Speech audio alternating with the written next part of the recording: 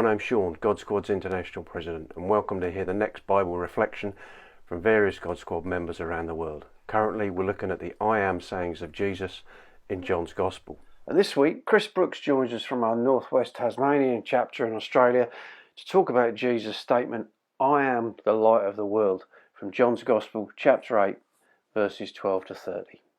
Hello, I'm Chris Brooks, a member of God Squad in Tasmania. Today, it's a continuation of the I Am series of devotional videos being produced by the club. Today's is I am the light of the world. I am the light of the world. Anyone who follows me will never walk in the darkness, but will have the light of life. And that's from John chapter 8, verse 12. In Livermore in California, there's a fire station that has a light globe that was purchased in 1901.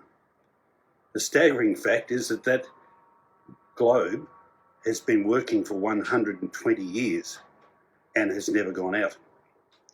And it's still working today. It's got its own internet live video camera feed, and anybody can go online and see it working in the fire station. It was produced by the Shelby Electric Company, and they made globes to last. But they didn't become a big company like General Electric or Osram because the company closed down because nobody bought replacement globes. So the company couldn't exist.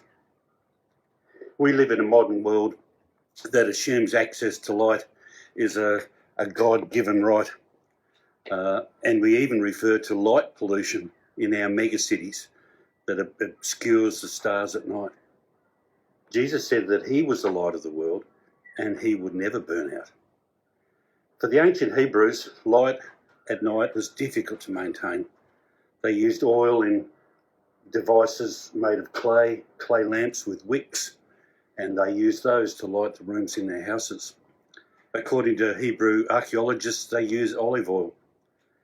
Having an ample supply of oil for the night was essential if you didn't want to burn firewood for illumination. These simple devices were mobile and could be carried from room to room.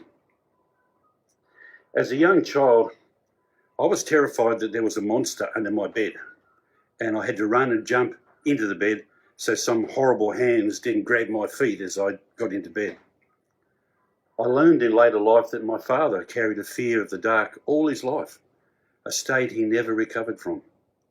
I rejected that fear. Jesus became my light. The darkness then had no hold over me. The Apostle John recorded for us that Jesus told a gathered crowd, I am the light of the world. Hebrew oil lamps were mobile, but the slightest breeze and that illumination would be extinguished and we would again be plunged into darkness. Jesus inferred that his light moves and will lead you into God's presence if you follow it. You will never be engulfed in darkness again.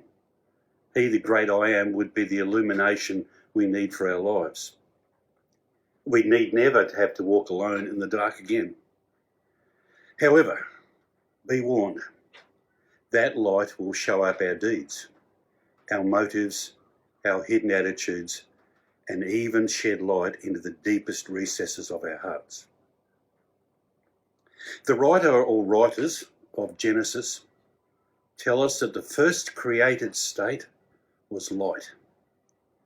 Jesus deliberately, controversially connected himself, the I am, with the creative force of creation by suggesting that he was there when light was created, and he was and is the light of the universe.